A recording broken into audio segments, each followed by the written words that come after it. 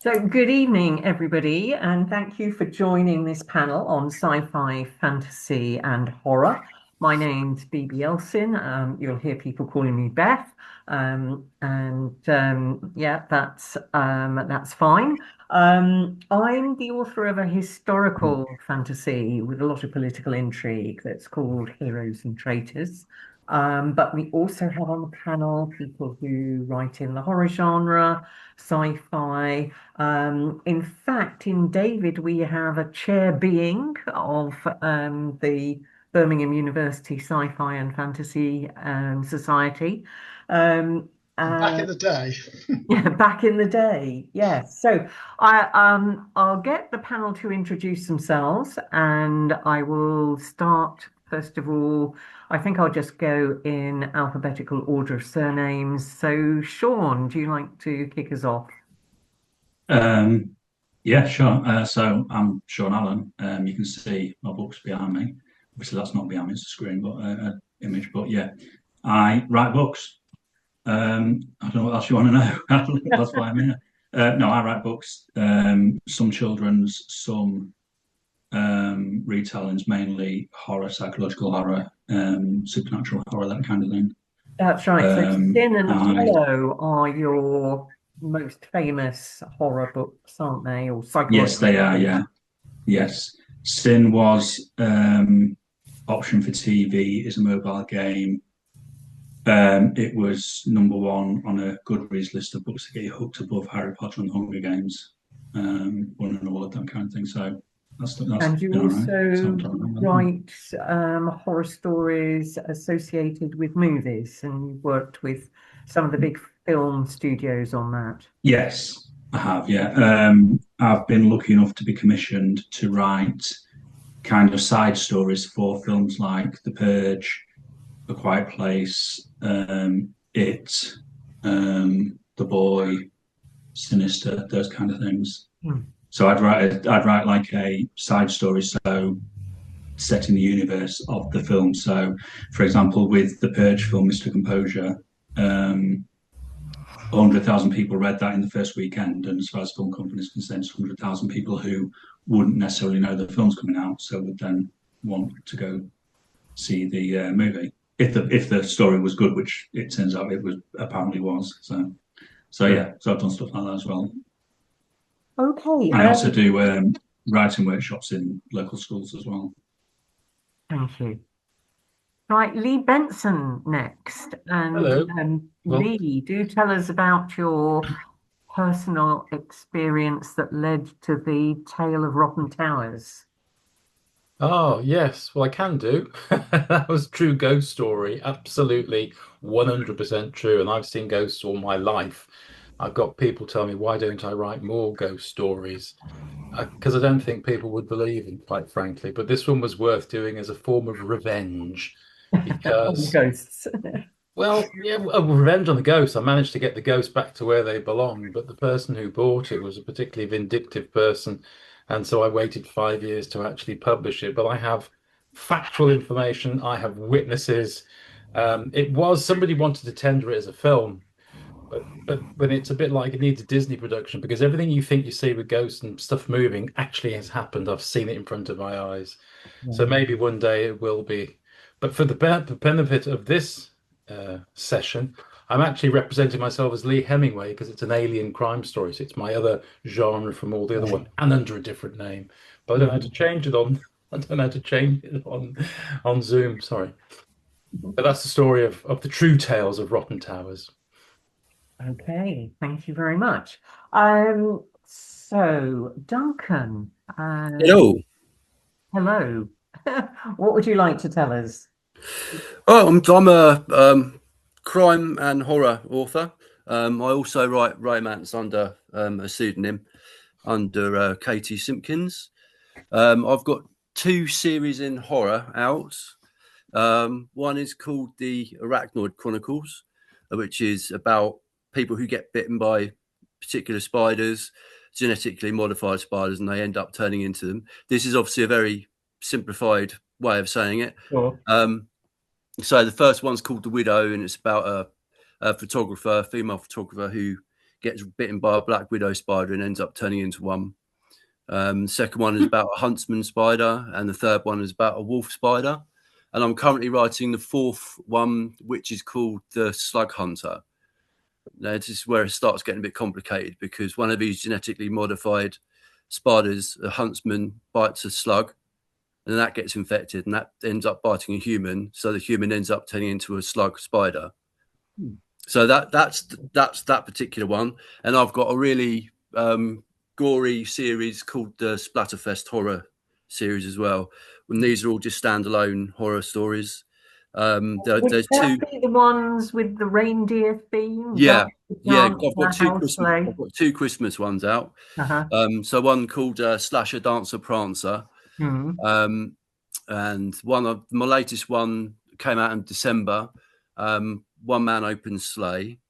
So I'm trying to do a series of Christmas horror slashers, and then I've got Helsley, which is set in a mental asylum. So they're not actually part of a series as such, but they've all just got like one thing in common: they're very gory. So I've just put them all together as like a series. Okay. So that's what I'm working on at the moment. So yeah, it's all good. Thank you. David Wake. Well, I'm an eclectic writer. I've written all sorts of things. So I've written science fiction, fantasy, comic fantasy, and a comic horror thing. And I'm sitting inside a room that's decked out like the Enterprise in Star Trek. Tell us about the Daughters of Igraine. Well, Daughters of Igraine is a fantasy story about a woman in a world which is at war. I really wanted to look at women's experiences in that sort of circumstance. It's got a low magic universe. Mine too. On no dragons either. I don't know about you, but I have got a dragon story. You talked earlier about me being the chair being of University Science Fiction Society. And back in the day, with another person who was chair being of the society, we started writing a comic fantasy story together. And just this November, we published it. Oh, wow. So that's kind of 42 years in the writing. Okay. So, yeah. That's what you call dedication. It really is quite bizarre. Or procrastination. Done it that long, yeah. I mean, we were not writing it 5 days a week, 52 weeks of the year for 42 years. I would like to point out. It's mutated quite a lot since we started it. Thanks, David. So, Pete Williams. Hi. Hi, So, Pete. hello there. So I've only managed to publish one book so far. That's actually, well, there you go. Dreams of Elatrin, published on the 15th of December. I'm currently writing the second book in that series. That will be the final book in the series. I live locally in Aylesbury with my wife and eldest son still, and I have 2 adult daughters and a 4-year-old grandson. Okay. Right, so I'm going to ask a question in a slightly odd angle, but to get us started off talking genre, would you like to talk about how sci-fi, horror, fantasy shows you as an author, as a vehicle for its stories? Sorry, could you just repeat that, Beth? Could you talk about and comment about how the genre, sci-fi, horror, fantasy, shows you as an author and a vehicle for its stories? I mean, I've always been a science fiction fan. You know, been to conventions since the 80s. I watched Doctor Who, was what introduced me to it. What is surprising is now I've become a writer. Not all of my stories are science fiction and fantasy. There's a few that aren't, but most are. I've got some sort of fantastical SF element into it. Yeah. Okay, so it's what you're interested in, isn't it? If you're interested in a particular genre, that's the one you're going most likely to write in. Okay, any other comments? My alien story, Ramanil, came about because the person who was publishing my books before this, I said, I got this idea for a story, and I told him about an alien, and there was people dead all over the place, and there was teddy bears and librarians, as you do in every alien crime story. And he said, it's not your style, don't write it, you're wasting your time. And I'd only written at the time about an 8,000 word setup of the whole thing, and I got quite upset with it really, because you want to write different things, which I've always wanted to do. So I put it aside for a while. And then an elderly friend of mine in my literary group in Old Swinford up in the Midlands said, that story you were talking about a few years ago, can I have a look at it? And he gave me some critique on it, and it prompted me to actually write it. And I'm now working on the second book. But it's sort of it isn't classic sci-fi because there's human elements in it. Right. And it isn't a classic crime story, but there is a chief detective. But there is this theme with these teddy bears, which has become a real problem, because I began researching the teddy bear, which is thanks to Teddy Roosevelt, and what happened to thousands of bears that got stolen or vanished. And I'm intertwining real facts in with this crime story and quite enjoying it, but can't find who I am within the book. So am I the alien? At first, it was all first person, which means I couldn't have things happen if I wasn't in the part. So I've learned from what I write in my other genres within this one, and as soon as I finish my book 4 of my art trilogy, book 2 of this is hopefully going to be coming out this year as well. Okay. I can answer that question, Lee. You're the teddy bear. I'm definitely not you do not want to be the teddy bears in this, because teddy bears are lovely. These are lethal machines. They really are. I am not the teddy bear. Turning life upside down. I like it. Yeah. Okay. Anybody else got any comments about their relationship with the genre? Well, I've been a fan of horror movies ever since I was a kid. So I watch too much horror, basically. It's pretty much all I watch. But I'm also a very eclectic writer. So I write anything from romance all the way through to horror. Romance was my first book I've ever published, was actually romance. And then my first published one with a publisher, with Bloodhound Books, was crime. So I didn't actually write horror for a little while later, and that was Helsley. That was the Haunted Asylum one. But I've actually written more now in horror than I have from anything else, I think. So I think I'm going to stick to romance and horror and just leave crime out. But I think horror chose me just because I just love it. I've always loved horror. Am I right in thinking splatterpunk is like the worst form of anything goes in it? It's really quite it's extreme. Really extreme. It's extreme, yeah. Yeah. So I like to do it as extreme as I can, but it's not anywhere near as bad as some other authors that I've read. Mr. McCluskey, for one. It's like nasty. So yeah. Shaun, what about you? Sorry, my internet died, so I didn't hear the question because I had to restart my laptop. Okay, so I was asking how the genre, sci-fi, fantasy, and horror, had chosen you as an author. Well, I think initially it came from the books I was reading and the things I was interested in. I started off with reading science fiction, then went on to fantasy. So my science fiction was Isaac Asimov and Arthur C. Clarke, that kind of thing. Then moved on to Tolkien and Eddings and things like that. And then I just got into Stephen King. So along with Morgan, I tend to wear glasses for certain things. And I think it's because of good old Stephen King. I've actually wrote a short story called To Kill a King, where you become kind of the new Stephen King book. I've just got kind of a dark sense of humor, and I'm interested in all sorts of dark things. If you didn't see my book covers behind me, but I've got all sorts of things on my shelf that I've 3D printed, like Demogorgons and Xenomorphs and Pennywise and all that kind of thing. I just find the dark side of things very interesting, particularly where it comes from people themselves. So that's kind of what drew me to it, and I find that I just find that a lot easier to write, especially, like I say, especially when it's talking about the dark side of people. I can kind of tap into that quite easily, disturbingly. Thank you.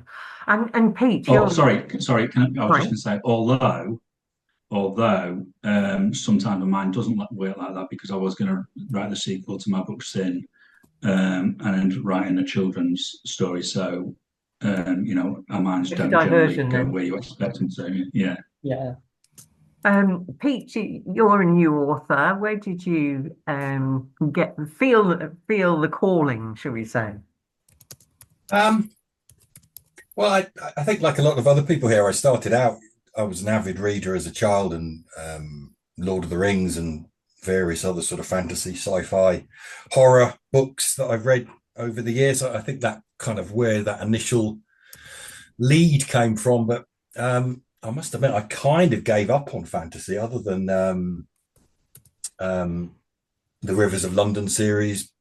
Ben Aronovich, if I pronounced his name properly. I just kind of found, and maybe this is partly what sort of drove me to write, was that within fantasy there seemed to be this almost sort of Tolkien-esque repeated, the innocents who have no idea of their power and must go forth and complete the great quest and yada. And it became a bit of a sort of standard almost. So I think that was part of it, was sort of wanting to write something that was different, something that was not in that genre but still fit the fantasy, and very much as you were saying, low magic, distinct lack of dragons. It looks like none of us are particularly into the cliches of our genre. Oh no, and I guess that's partly it, isn't it? I mean, for me, I wanted to write something that was different, something that would go into a slightly different place, So writing comic fantasy, I get as many of the cliches in as I possibly can. But that's almost the opposite, isn't it? I think that's what makes that kind of comic thing is it's become almost so easy to parody, because it has become such a sort of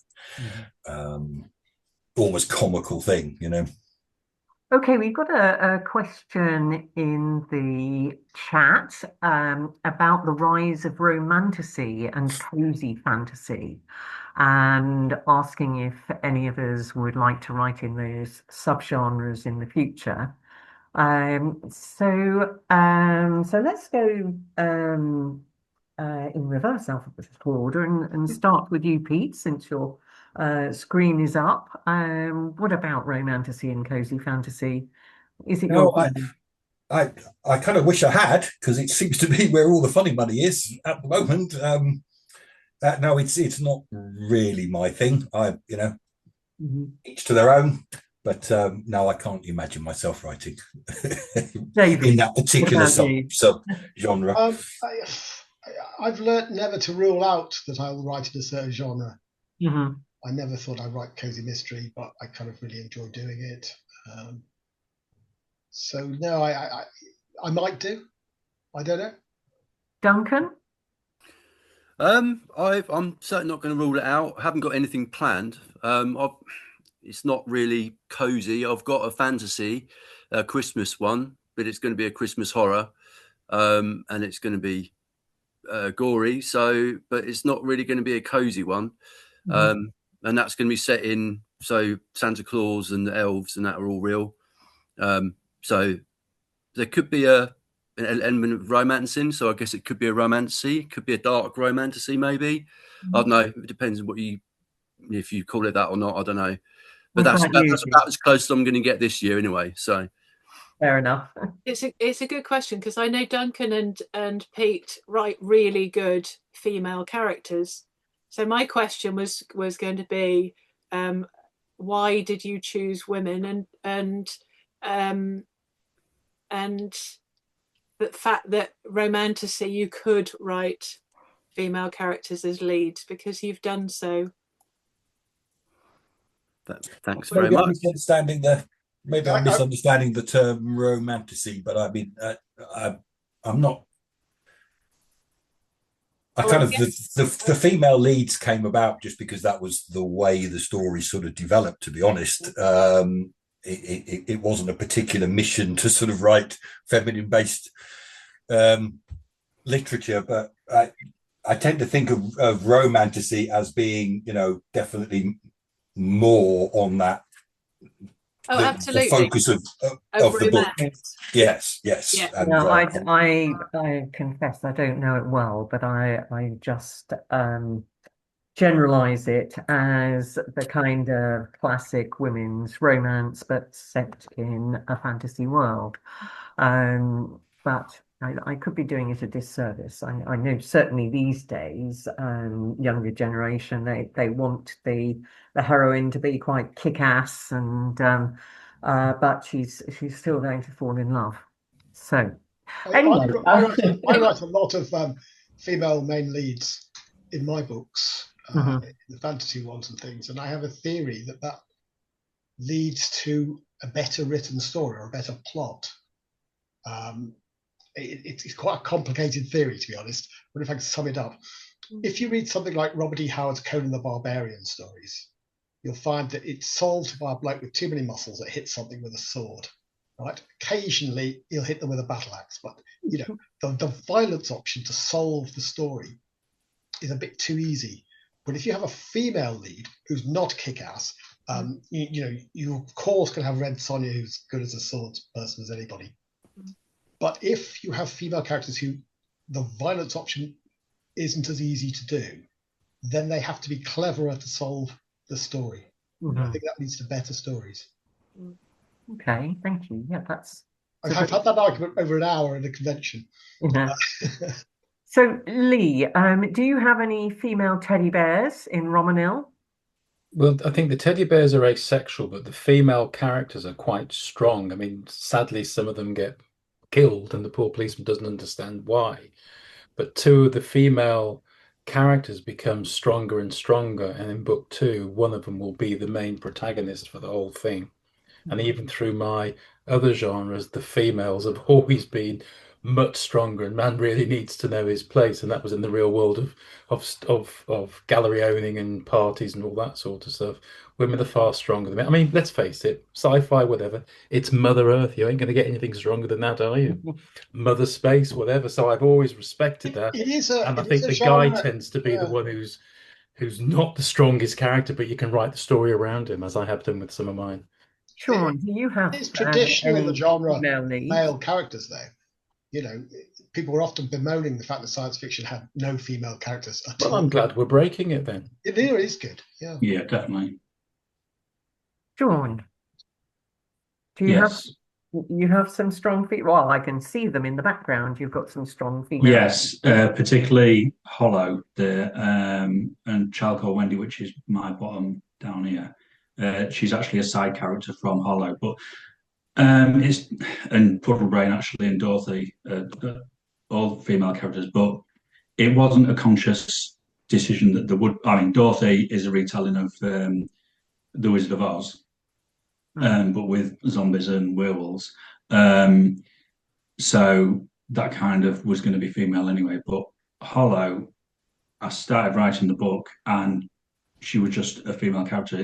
That's just how she came out. It was naturally that was the case, and the fact that she's LGBTQT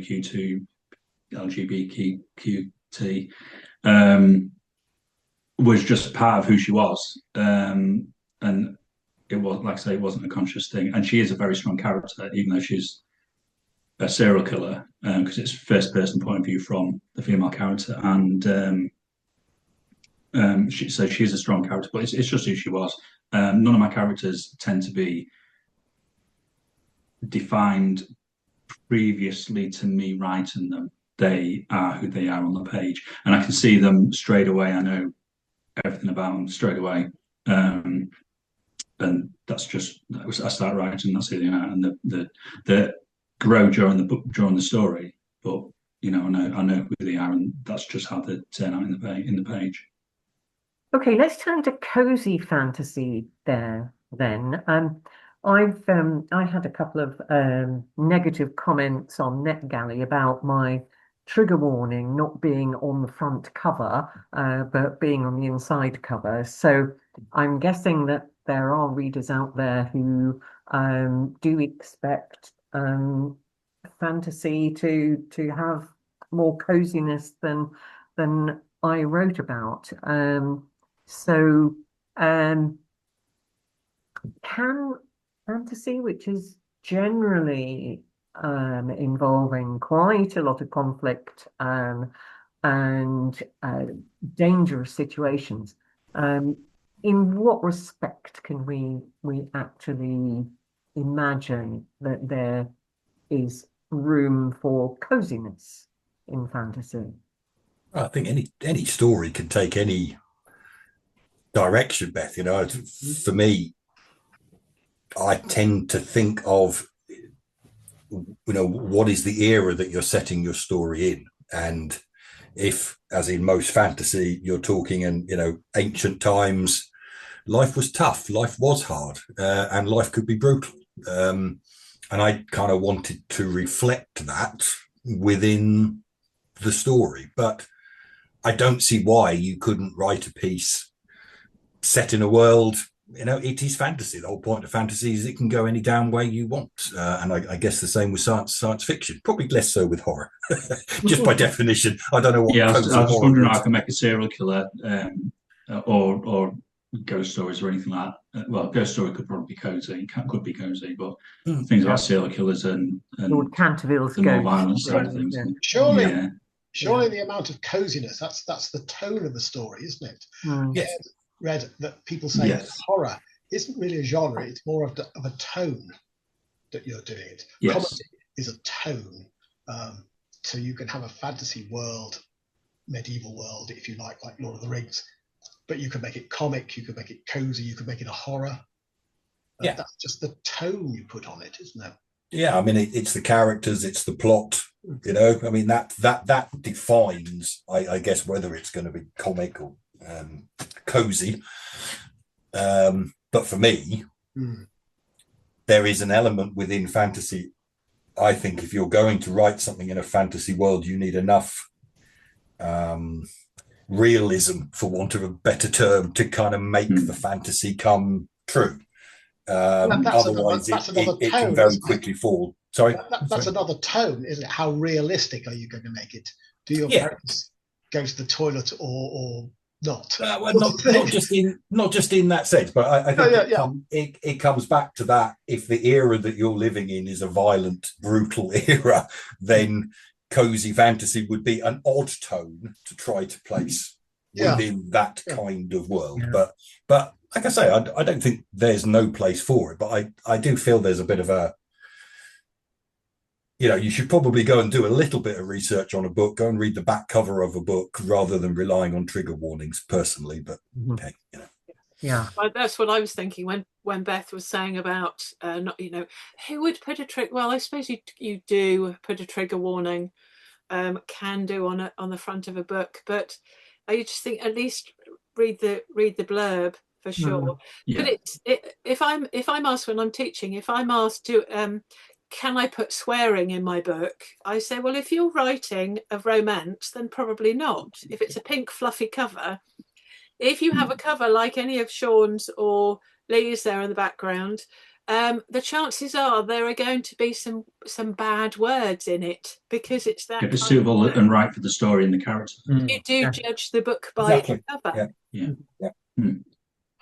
Okay, folks. Now, it is the National Year of Reading in the UK. Can I ask if any of you are involved in that campaign in any way or planning to do anything?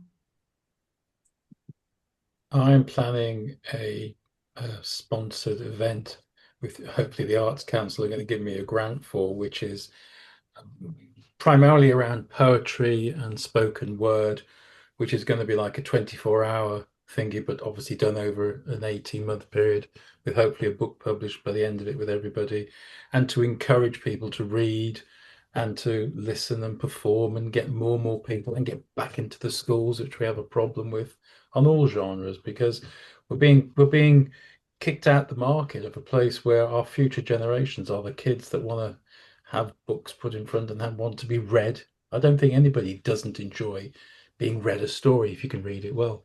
So I'm actively out to help promote more, and I've actually just signed up again for the national reading, isn't it? What's its proper title? National Year of Reading. National Year of Reading. That's it. We should do something in New Street Authors. We should Both Lee and definitely. We I are all going New to be Street doing Authors, something in New Street Authors. Okay. Anybody else? I wish I was. Yeah, I wish I was. It What kind of could things be can we do? I mean, actually, can I put the question back, especially to David and Lee, who are participating? What can we do? Are there obvious sort of easy things that we can interact with? Go to your local library and say, I want to Yeah. come and read in your library for a start, and work on it from that way. If you go to a dentist, I say to the dentist, any chance I can come and read to any of your people? You know, there's strange places where you can read. You can sit on a step anywhere in a city or town, whatever, and just begin reading and then read out loud. You'll be surprised. Some people think you're crazy, but others will stop to listen because it's inherent in most people. They enjoy being read a story to, and then you're able to not just set up all your banners and look like you're selling, because the problem is we all know we want to sell, but it's the most difficult thing, and my wife hates it. It's having to publish and look after your own books is like legalized prostitution. You have to sell your soul to get books out there. Everybody wants them for nothing. You need to sell them. So you provide a service, which is performing. We do a monthly poetry and spoken word in Hales Owen. David's been to a couple of them, and more people are getting actively along. And that is, in fact, getting out to an audience who would normally just be in the pub and drink. And if you start to encourage them, then hopefully you encourage them to buy books or download books or whatever it is. So it's a slow process, and everybody just needs to do something. Morgan, is there anything happening in Buckinghamshire? Do you know? No. I've just had an email earlier on today from Read Easy Chilterns, and they are an organisation, a charity locally. They'll probably be my third charity next year, and they've just said, could I currently they're doing posters for them as a service, and they'd like the list of the book swap cupboards. I always call them cupboards, book swap libraries around, because I have a list of about 30 book swap locations. So they've just asked. I didn't actually know, to my shame, that this was the National Year of Reading. I've only found out recently. My local library, I took them in little flyers, literally, I think 6 to an A4 page, and said, I'm setting up a non-profit book festival in Aylesbury. Can I leave some leaflets? And this is Aylesbury Library. And they said, okay, give us a couple and we'll maybe put them in our events folder. However, what has become the third charity for this year is Haddenham Community Library. We'd love an A4 poster. Please bring along 20 A5 posters and we'll let you know if we run out. And they're in Haddenham, which is a few villages away. Well, that's the difference between council and people who want to make something happen. Yeah, it's just so sad. But I think they have, especially for self-publishing, there have never been more opportunities because of the advancement of the internet, but equally there have never been so many self-published authors, which for something like this is great because I'm never going to run out of people. But equally, I've said in a panel earlier on, I'm in 653, I think at last count, book-related Facebook groups online.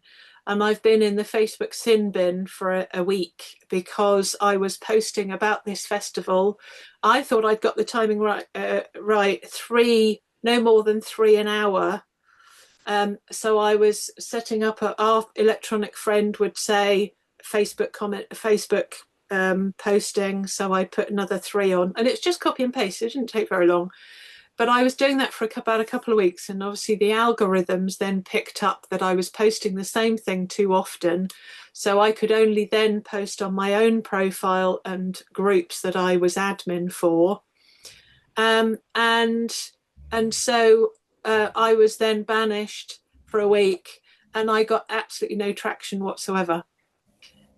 Whereas put on a TikTok, I was saying in the previous group that I joined TikTok in August 2024, posted a video. At the time, I had 21 author spotlights, and some of you have done author spotlights. If you haven't, please let me know, and we'll do them, where it's just a 40-minute, half an hour, about your journey through from the first thing you ever wrote to what you're working on next.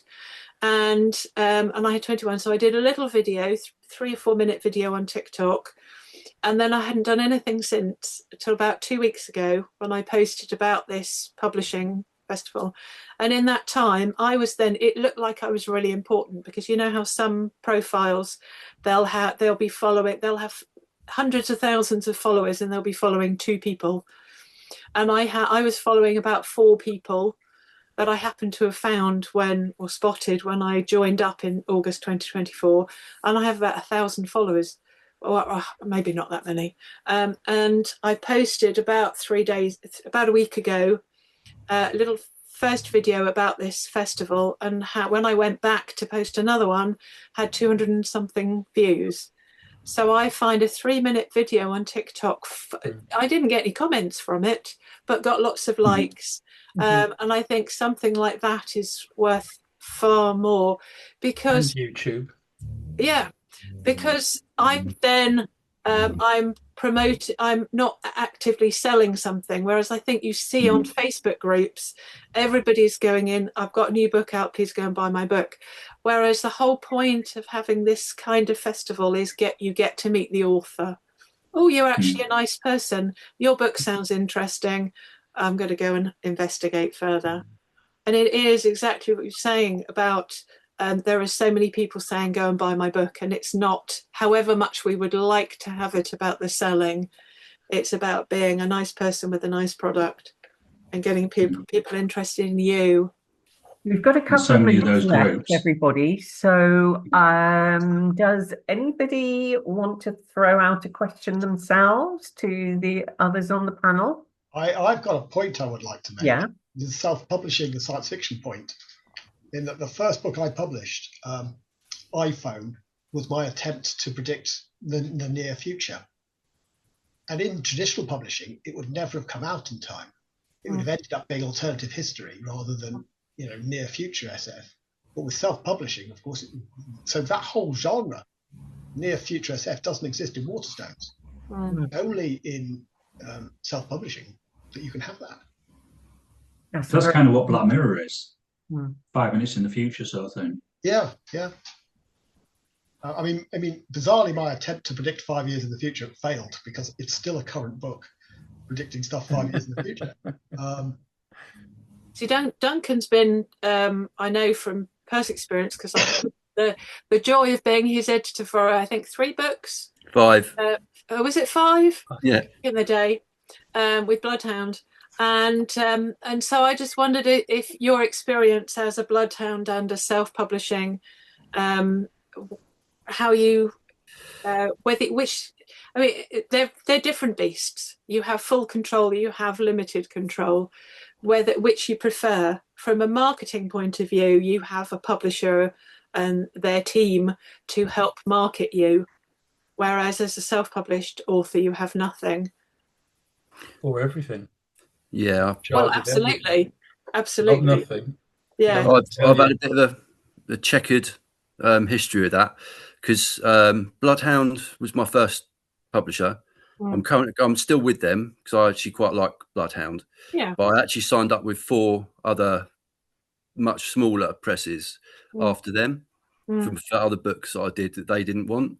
Okay. So like the other genres, like the romance and the ones I couldn't get them to take on, I actually found homes for them with other publishers, but they were very small. Right. My horror one was all right, but in the end I ended up getting my rights back for the Arachnoid Chronicles, right. Just because they weren't doing enough with it. And now that I'm self-publishing, I'm not getting much traction, but everything I get now I'm not sharing with them. They're not taking 60% and only giving me 40%. And after Amazon take out their 40% as well, I was only actually getting about, I don't know, 10% or whatever it was. But now I'm getting 100% of it. So even though it's probably not as many as they were getting, I'm getting all of the royalties from them. And you have the entire say to do Yeah, what you yeah, like. and I can basically now publish whatever I want. There's no, with Bloodhound, they're a really good publisher, right, okay, so I quite like writing sexual scenes in my books, and they didn't like that, so I felt, you know, it's quite restrained in that respect, because they knew that their readers wouldn't like that. So it's like, okay, well, that's fair enough. I'll just, so in the murder mysteries, I had to really tone it down, as you're probably well aware, as my editor anyway. So now I've got that full control over publishing basically whatever I want now through self-publishing. So I won't go back to being traditionally published now. Right. Okay, on that point.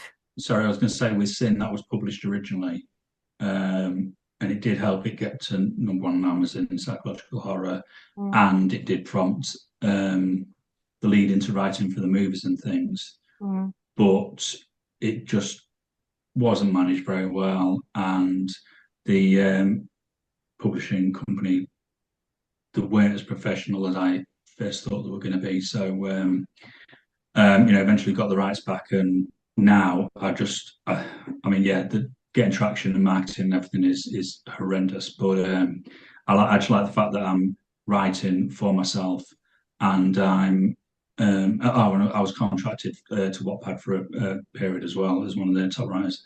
But even without the money side, I write for myself as well now. That's all I do. Yeah, I don't write for exactly. And I accept the fact that it's, I like to write. If I've got time to market, I've got time to write. If I've got time to procrastinate, but and I do this because I love to write, and the financial side of it is thankfully secondary.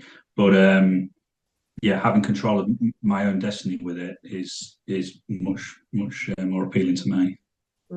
How about everybody else? I mean, I'd agree that I write what I want to write, as you say, fortunately, if you're not hoping to make money, then the commercial disappointments are really neither here nor there. But Pete, you've just started. How do you feel?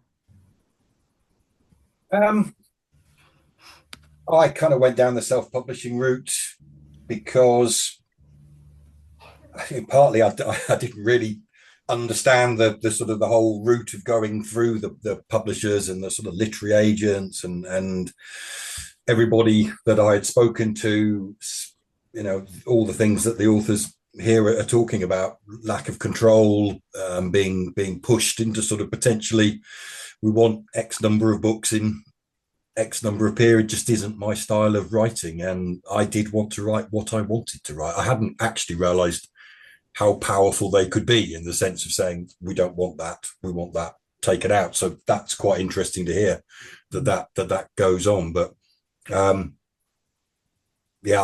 kind of just went the self-publishing route. It seemed the obvious route to go in the modern world.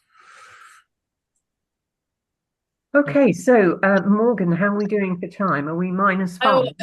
It doesn't matter because we've got nothing else after this. I'd like to ask Pete. I'm going to start with you, Beth, because you've been moderating up to this point. About covers. Who designed your cover? It was designed by the publisher.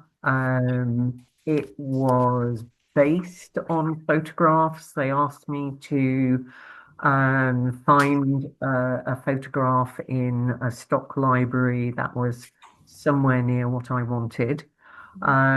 So the rainbow is an element at the beginning of the book, as it's the aftermath of a battle. So all the kind of orange bits are flying debris. I'm okay, I think, in saying that initially I had opted for a cover artist, and this went quite wrong for me. I overspecified. The copy artist left it until the last minute to produce something, and it just immediately didn't work for me or any of my beta readers. So in a way, I opted for a more generic cover. But I think it's visually attractive, and it's it works okay for. Have you got a copy of the book there? Because obviously we can only see a bit of it. And Pete, if you've got your book, if you hold it probably in front of your face. There we go. Yes. Oh, yes. Oh, yes. You can see it in the It's light. tricky, isn't it, with the background? Yeah. Yeah, I love the lovely covers. Lee, you're working across the screen here. Who do you? It was nice knowing you. Oh, there we go. Some of the ideas were mine, and then a friend of mine said, "I think we need to make it a bit more sultry," and then I agreed it. And then when he sent it back to me, he added the red pulsy bits and the little bit in the middle of it, and Right. I went, "Yeah, that looks good." I actually sort of gave over the control because you have a vision in your head. You're not necessarily right for this genre, and I left it, and I think that works. So I just said, okay. Shaun, I mean, your covers are. What can we say about your covers? They're amazing. Do you use the same person, or? It varies actually. Some of them, because they were with Wattpad under the contract I was with them, a couple of them. So Sin was modified from an original cover done by a cover artist, and then Dorothy and Anna Mitchell Walker, which is that one there, were produced by them for me. Hero was done by a cover artist. I had an idea of what I wanted, and they come up with that. Hollow was done by a friend. Mirror was done by me. It varies. Canva and things like that are really, really good. So it varies as to if I can get a good idea myself and do it myself, then I'm happy to do that. But then there's other people who are far, far, far better than me who can do much, much better designs. You said you use Canva. Did you say you use Canva? Yeah, I do too for all my covers and bookmarks and the banner behind me and so on. Yeah. Well, that was done in Canva. My bookmark, which is kind of my business card, is a bookmark with a QR code on it. Is a Canva production as well. Yeah. Okay. It's very, very David, good. do you have any of your books with you? Do you use the same person or? No, I don't. I mean, there's sort of hard SF. I got a cover designer to do that for me. I like that. Whereas this one I did myself. Okay. And also this one. Oh yeah. I got somebody else to do comic fantasy. So I mean, you can see the difference. I love that. You see the difference in those two. I mean, there's very different genres and very different artists. So I don't think this artist could do that one and vice versa. Yeah. So you find people pick the best that you can kind of come up with. I've actually spoken to size is important as well. Have you noticed books are sort of smaller sizes now, more popular than it used to be? Sort of 9 by what's it like? Well, mine, I think they're 5 by. Is it 5 by 7, 5 by 8? Seems to be more. And then you think about it. Well, actually, if you go to book events, you can carry them a lot easier than you carry the bigger books. I think also there's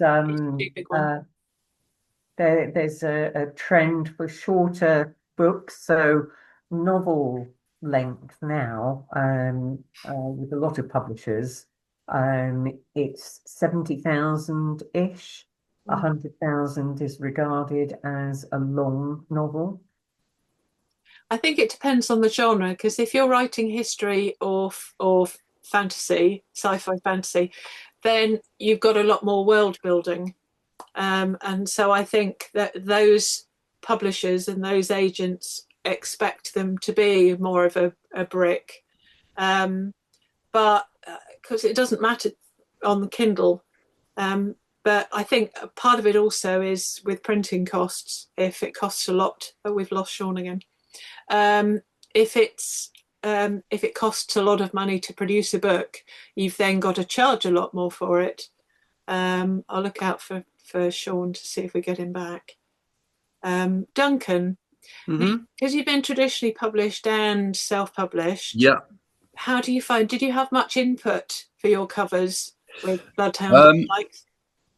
Because the Murder Mysteries was done by Bloodhounds people, so that was out of my hand anyway. But they did a really good job there with those ones. The Arachnoid Chronicles I've made myself using Canva, so I didn't have to pay anyone for that, which is quite nice. But the Splatterfest ones are actually done by someone I found on Facebook called Scott Carpenter, and he's done a really good job with those, especially the Christmas horror ones. So he's done I'm really pleased with him. I'll be using him throughout now. Okay. So do you have any copies of your books to hand? No, I don't, no, because I had originally The Widow. Hang on a sec. The Widow was originally done by Raventail.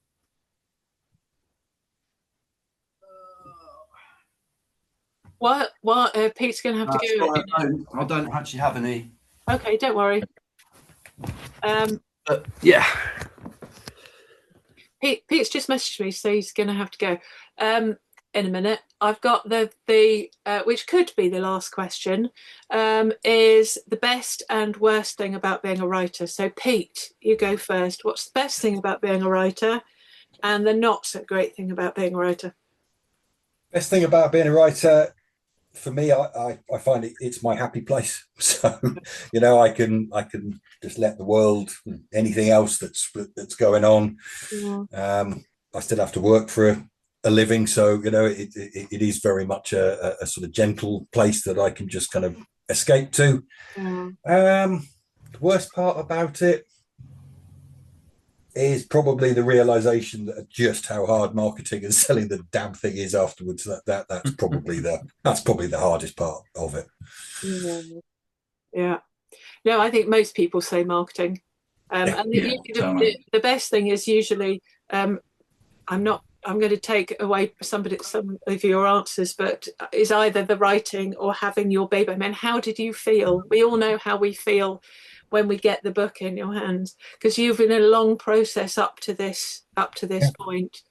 Yeah, I mean, there was a slight disappointment when the very first proof copies arrived, right? Just because Amazon's print quality is so shockingly poor. Wow.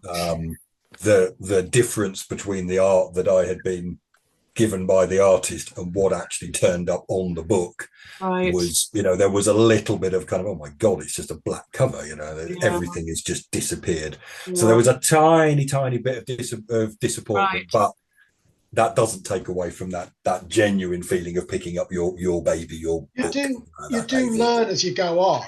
You do, yes, mate. I've absolutely learned. Work well with Amazon and what don't. Yes, yeah, absolutely. I've that kind of very dark, moody cover sounded fantastic, but just isn't very good for Amazon's print quality. Boost the cover. The cover for Piece of Me, my poetry book. Sometimes which is on Amazon KDP, comes in different shades. The colours are off between in batches. Yeah, really weird. It's perfectly visible, but you'll get two books which the covers are just don't look the same shade of whatever. On the same delivery, or in different deliveries? On same delivery or different deliveries?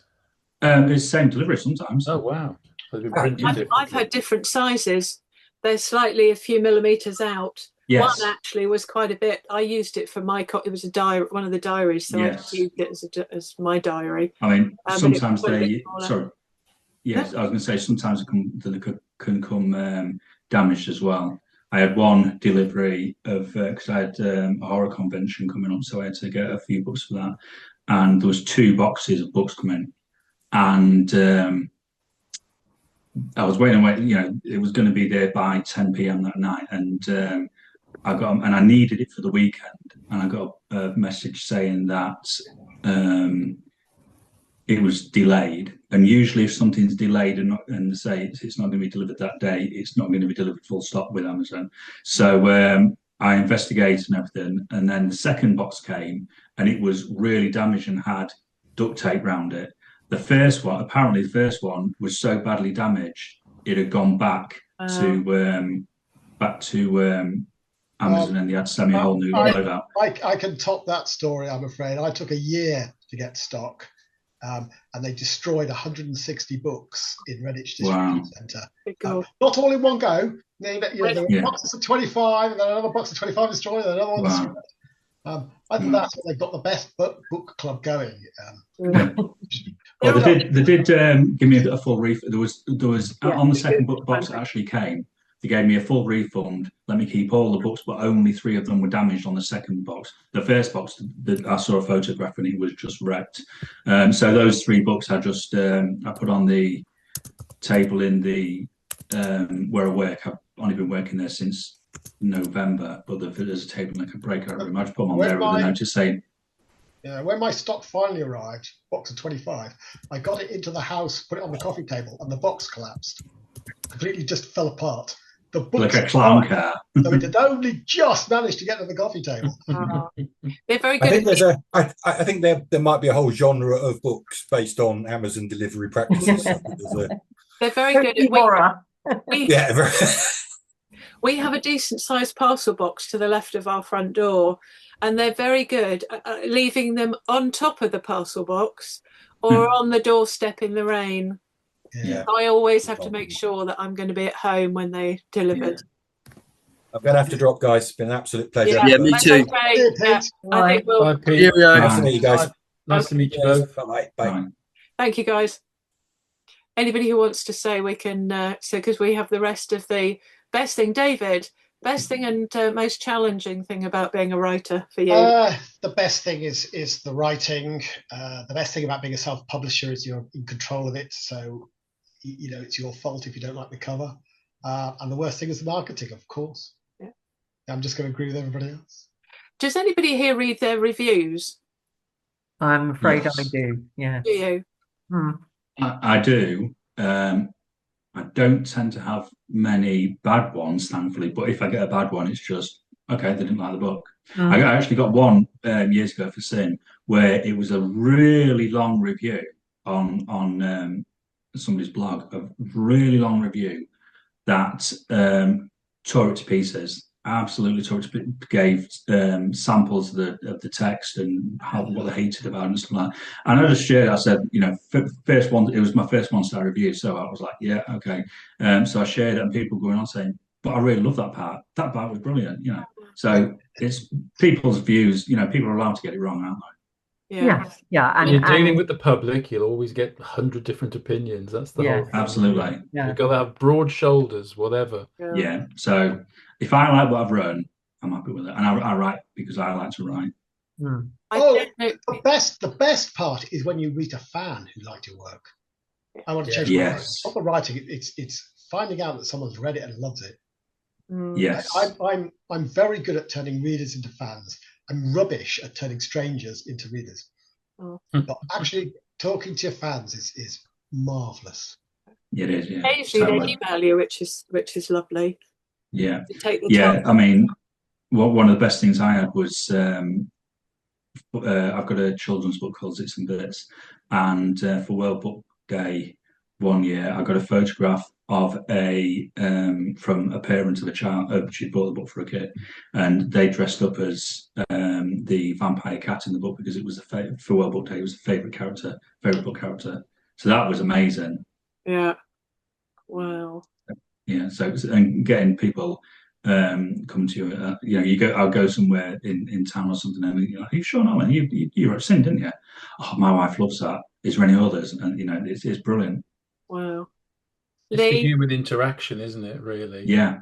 and from what Yeah, you I least mean, expect, not what you do expect. Yeah. I feel yeah, that one of the it's not so much the best thing, but as soon as your book's out there, you have to change your persona, because it's, to me, the most exciting bit is actually reading it for the first time when you have a physical copy to somebody else, because it's different to when you've gone through it all yourself and going through it and editing and all that sort of stuff.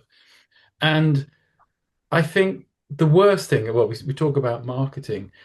The worst thing is when you've actually sold your soul, you've done as much as you can, and no one's gone and bought a book. And you just think, when I go to schools, I say within like a 20-mile radius, I will not charge to go and turn up, maybe for assembly, do the whole thing, Yeah. read a couple of times, blah, blah, blah, spend the whole morning and don't charge. But I expect the school to have put out a letter.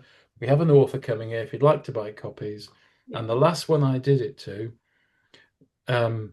nothing.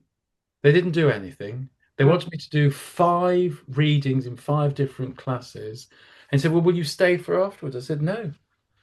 I said, how many book orders have we got coming in? Yeah. Oh, well, we haven't. And that actually hurt more than anything else than Yeah. in all the years I've ever done anything. It was just like, no, that's mean. I've given much Yeah. more to you and you've done nothing. Yeah. Well, I do talk to the WI, and one of them over COVID I did online, and I said I wouldn't charge them. Normally I charge for one or the other and then reduced for both. And I said that because I couldn't get to you in person, more than happy. And I'd moved from Northampton, not a lot of difference actually, Northampton to Bedford or Bedford to Aylesbury, not a huge amount of difference. So I travelled to Bedford for free. And unfortunately, this has come up again, and I've said, no, please put me first. But I was after an AGM. So half the ladies were asleep already. And so then I did my 45-minute talk as I worked through all my, but how I got the ideas and one to the other, and a bit about self-publishing and a bit about this, that, and the other, and did a reading at the beginning and a reading at the end. And I sold 1 book, and that was to the lady who'd booked me. And It's I awful, thought, really, isn't it? if yes, it was a little, and that'd be a pity sale. I'm not. I think some writers write to sell, and yes, you have to have your business head on. But I think most of us write to be read. If we, I don't know whether any of you or all of you have done this, have given away a book because you know it's going to be read, and you'd much rather that than somebody buy a book and sit on the shelf and never read it. Otherwise, what's the point in writing it? And so I was a little bit disappointed, and because it was the organizer, I thought, well, maybe she's bought it because she's seen nobody else has bought one. The other thing I'd like to say, sorry for butting in there, Morgan. That's all right, no, you're fine. Is, I mean, when you've published your books and you've actually sold them yourself, and you know you've sold a couple of hundred, which is quite a lot, and you only have 3 reviews, you just think, would you give me a review? Or you say, I'm not going to plead, but oh yeah, I must do that, and they'll just put, yeah, like your book on Facebook. Well, that's irrelevant. No, could you just please put it up? Because if I got 50 reviews, it goes up into a different bit, and they go, oh, I don't know, and you think, that's the bit that you have to sort of smile and be professional about. Yes. You can only have this book if you review it, but you can't say that. Well, every now and then there's a poster which I always share. The best thing you can do for an author, and then there's a little list, is leave a review and like on some things and do all that. Because we need to train the public. That's what you're saying, Morgan. We need to change. Exactly. We need to train them all. There are babies. There's going off at a tangent slightly, talking about babies. There was Emily Blunt, who I love, was her with her husband John on Graham Norton. And they were talking about their children, because obviously he's American, she's English, and so whether their children were American or English, or for the twang. And so Emily was talking about one of giving birth to a baby, and she was in the hospital, and the midwife said, "Oh, what a gorgeous!" I'm not going to do an American accent. "What a gorgeous baby." And Emily said, "Oh, I bet you say that to all the mothers." She said, "No, if the baby is ugly," she goes, "You had a baby," like that. Which that was Anyway, they are our babies, aren't they? Our books. Yeah. And we cradle them as, maybe not, as they got to kick them out of the nest. Yeah, exactly. So, but I think things like this is one of the main reasons why I've set up this festival is so it gets people to know that actually we're nice people. We believe in our books, and they are worth your used to be coffee for a Kindle book, the price of a coffee. But anyway. Can I just say, because you've allowed me to be in 3 of these sessions, thank you very much for organising it all. You're very welcome. I've loved every part of what you've done. You're very brave, and I think you're very absolutely much success for all of them that you're doing. Thank you. Thank you. Well, some of you will know that April was going to be the first one, and that July was going to be the first online. And I thought there's nothing that will help April more than having an online one, and then people talking about it, and the videos going up on YouTube and TikTok and so on and so forth, which they will hopefully in the next couple of days. Everything. Send us a link. Do give us links and things, because we can share those on our social media as well. Do what? Sorry. Yeah. Send us a link for when the videos go up. So we can, absolutely. I will. Yeah, I will. Absolutely. I will do. All right. Thank you very much. That's brilliant. It's been a wonderful. I'm exhausted, but I am sad it's over. Yeah. Brilliant. Celebrate. I did come up with the idea. I think it was the second panel in the crime panel, that because some of you, I know, Beth, you've done a spotlight, haven't you? Yes, I have. With me, yeah. The spotlights I do is walking through your journey as first thing you wrote to the last thing you wrote, and then the idea was a little bit of feedback. Then the idea was that we would have sessions about your first book in front of an audience, and then your second book in front of an audience, and so on. Every time you have a new book, we'll have a new audience. But then I thought, do that here, so that because we're gathering an audience, then I could do little mini festivals in between, because they're only going to be every quarter, and the in-person aren't going to be videoed. They could maybe little clips of videos, but photographs. So I'd like to do more things more often, with either a panel rather than 8 in one day, or a one-to-one with authors. So yes, watch this space. All right, thank you again, everybody, and thank you to people who've been in the chat and asked questions. It's been brilliant. Thank you very much. You're very welcome. Take care. Good to meet everybody. Thank you.